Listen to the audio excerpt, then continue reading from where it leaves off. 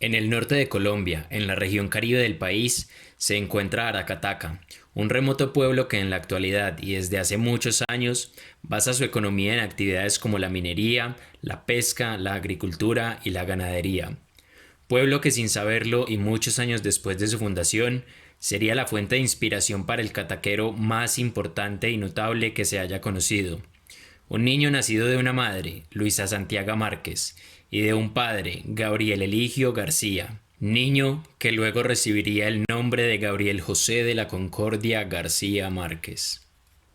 En su temprana adultez y en búsqueda de un futuro mejor que el que barruntaba en Aracataca, Gabriel José de la Concordia decide instalarse en Bogotá, sin saber aún que este cambio de ciudad representaría el inicio de la vida del escritor más prodigioso que haya dado Colombia, pues luego de llegar a esta ciudad decide poner en un sobre uno de sus cuentos y enviarlo al diario El Espectador, cuento que luego de una semana se publicaría en el apéndice literario de este medio y recibiría un gran elogio por parte del novelista y periodista bogotano Eduardo Salamea Borda, quien afirmaba que en ese momento había nacido un nuevo escritor.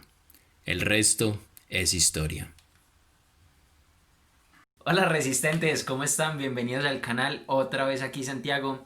Y vean, si ustedes son suscriptores ya antiguos del canal, se dieron cuenta que el video no empezó como empiezan todos los videos, porque hoy vamos a hablar de la novela más importante que ha tenido Colombia en toda su historia y que fue escrita también por el escritor más importante que ha tenido Colombia en toda su historia.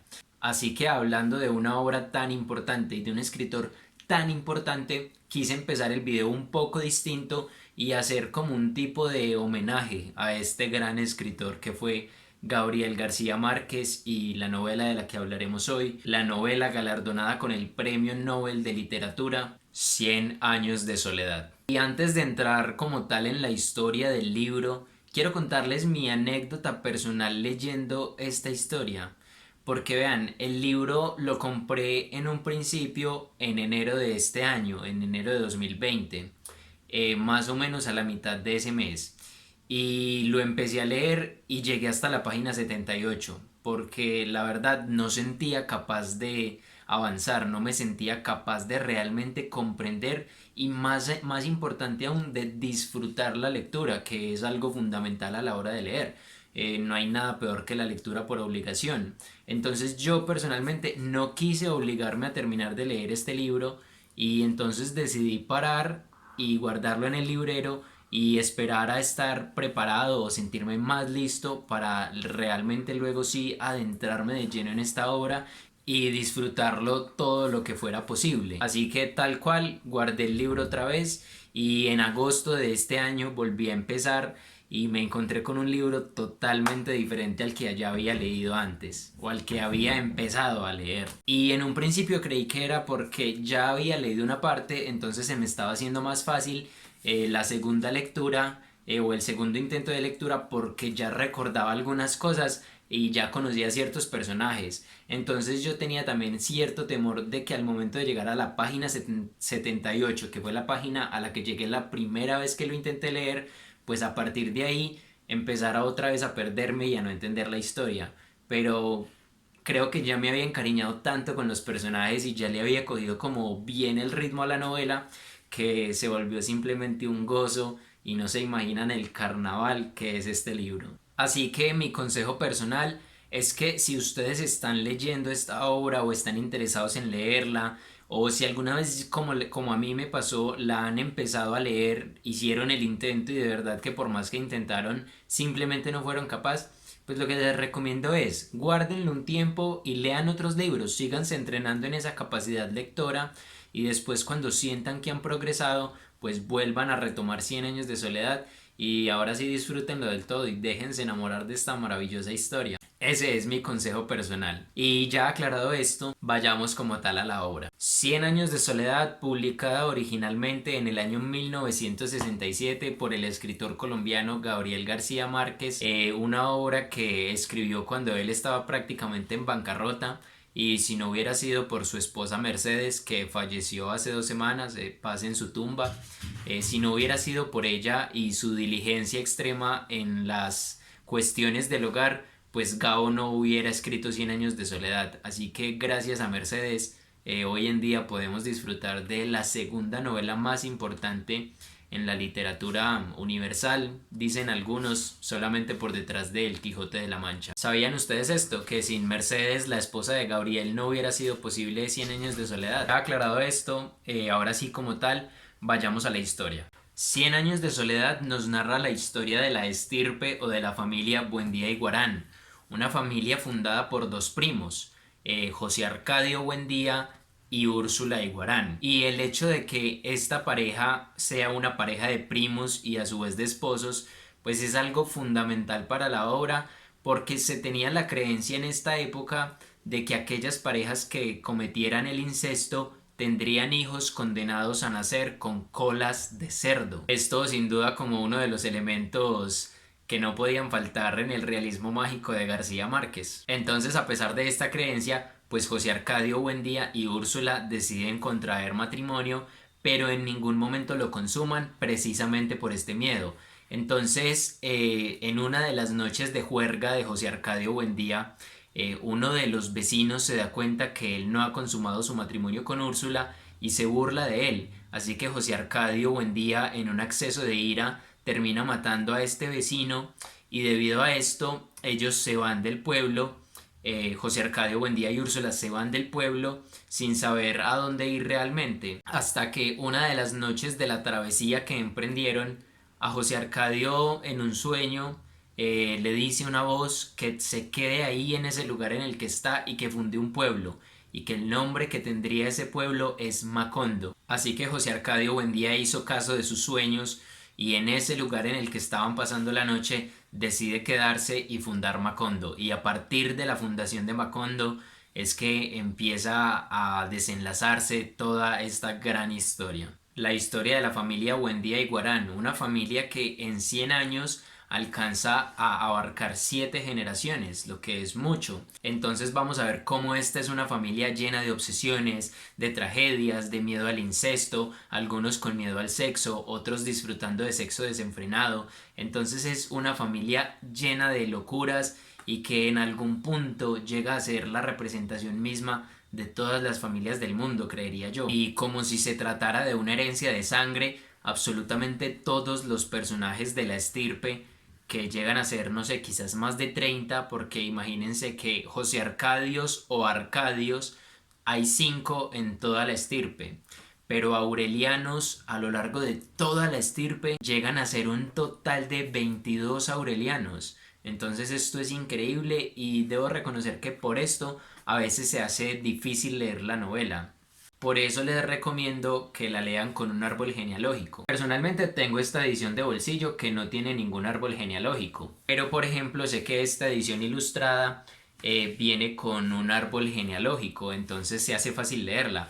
Pero yo pues personalmente busqué un árbol genealógico de la familia Buendía en Google y lo leí con esta imagen y fue muy fácil leerla con este árbol genealógico. Así que recomendación totalmente imperdible, léanlo acompañados de un árbol genealógico. Ahora sí, como les venía contando, absolutamente todos los miembros de esta familia están condenados a la soledad, como si se tratara de una herencia de sangre. Por eso es que la novela se llama Cien años de soledad, porque a lo largo de las 7 generaciones cada uno tendrá el mismo destino en solitario. Conforme la familia va creciendo, pues también va creciendo el pueblo que fundaron, va creciendo Macondo y poco a poco se va volviendo en un pueblo muy próspero. Pero esta felicidad o esta prosperidad que tendría Macondo y la familia Buendía pues no duraría mucho, porque después de tantas guerras que se vivieron en esta época, tantas guerras civiles, el pueblo entraría en una decadencia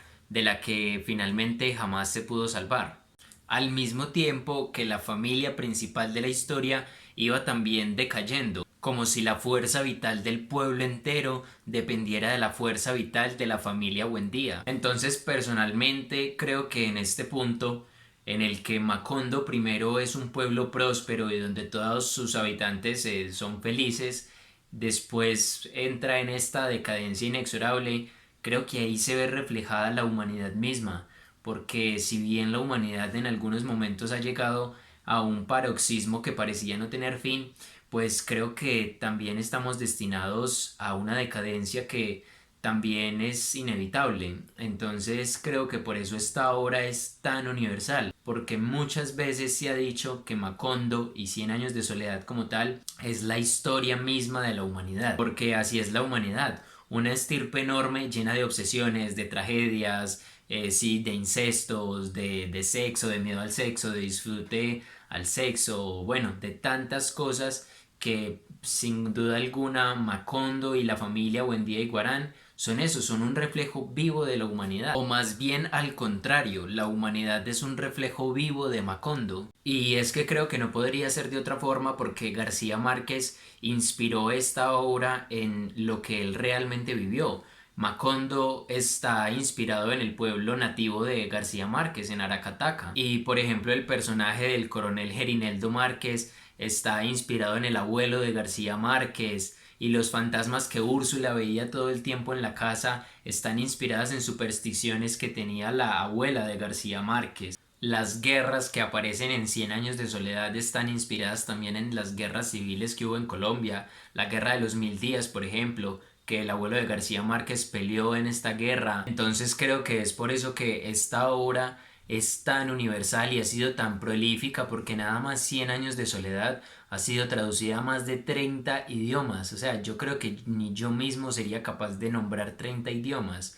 Entonces, esto nos deja ver la universalidad que tiene esta obra y entender por qué llega a ser lo que conocemos hoy en día. Ahora, algo que también quiero aclarar de este libro es que el realismo mágico está presente de la primera página a la última, y es algo que yo nunca había leído. Yo nunca había leído realismo mágico y me pareció una cosa fascinante porque García Márquez narra de una manera tan normal acontecimientos tan raros como que una mujer salga volando hacia el cielo, o que a un hombre absolutamente todo el tiempo lo persigan montones y montones de mariposas amarillas por donde sea que vaya, muertos que después de enterrados se sigue percibiendo su olor, un chorro de sangre que salió desde el lugar donde estaba la persona que lo emanaba y fue capaz de recorrer casi medio pueblo para ir a avisarle a alguien que le habían disparado, la posibilidad de enviarle cartas a los muertos, periodos presidenciales con tiempos tan absurdos como 100 años cada presidente. Y todas estas cosas como tan locas, García Márquez las narraba de la manera más natural del mundo,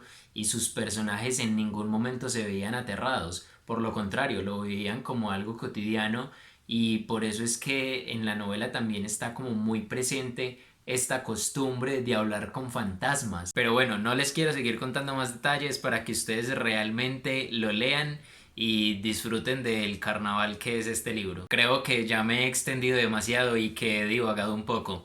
Así que concretamente y como para resumir, Cien años de soledad es la historia de una familia que fácilmente puede ser la representación de la humanidad entera, llena de sus tragedias, de sus amores, de sus creencias, de sus obsesiones, y vamos viendo cómo pasa por buenas y por malas hasta el final de la vida de cada uno de todos los miembros de esta gran familia. Los personajes son de una calidad extraordinaria, y desde el primer José Arcadio hasta el último Aureliano, y desde la primera mujer de la familia que es Úrsula hasta la última también, pues todos los personajes son entrañables y todos tienen sus particularidades, sus obsesiones, pero sin duda alguna a todos se les coge un cariño, bueno, a algunos no, pero a casi todos se les coge mucho cariño y se aprende como de alguna manera a pensar como ellos. Y es gracias a esto que durante todo el libro nos vamos a sentir viviendo en la casa de los Buendía. Si tuviera que elegir algún personaje favorito, pues a ver, tengo dos postulados, que serían Úrsula Iguarán y el coronel Aureliano Buendía. Y un tercero sería Aureliano Babilonia. Pero bueno, ahora sí no les cuento más detalles como tal de la historia y déjense sorprender ustedes cuando la lean. Para cerrar, quiero dejarles un mensaje principalmente a los colombianos. Y es que por favor, lean este libro. No se imaginan el favor que le están haciendo a sus vidas al leer este libro, porque es que es lo más valioso que tenemos en la literatura. Esta obra es una de nuestras cartas de presentación más positivas que tenemos frente al resto del mundo. Y cómo es posible que teniendo casi todas las familias aunque sea una copia de Cien años de soledad, porque estoy seguro de que en la mayoría de los hogares colombianos hay al menos una copia de Cien años de soledad. ¿Y cómo es posible que teniéndola en la biblioteca no la leamos? Entonces, colombianos, por favor, lean esta obra que seguro no se van a decepcionar. Y ahora, para los que no son colombianos, también léanla, por favor, que como seres humanos nos sentiremos totalmente identificados con esta obra. Solo me queda por decir que paz en la tumba de García Márquez, que al perderlo perdimos al colombiano más importante bajo mi criterio que hayamos tenido, al más representativo, pero que sin duda alguna su legado seguirá vivo por cientos y cientos de años más. Hasta acá la reseña de esta semana. Sé que estuvo un poco más extensa de lo habitual, pero de este libro hay tantas cosas que decir y la verdad no sabía ni por dónde comenzar.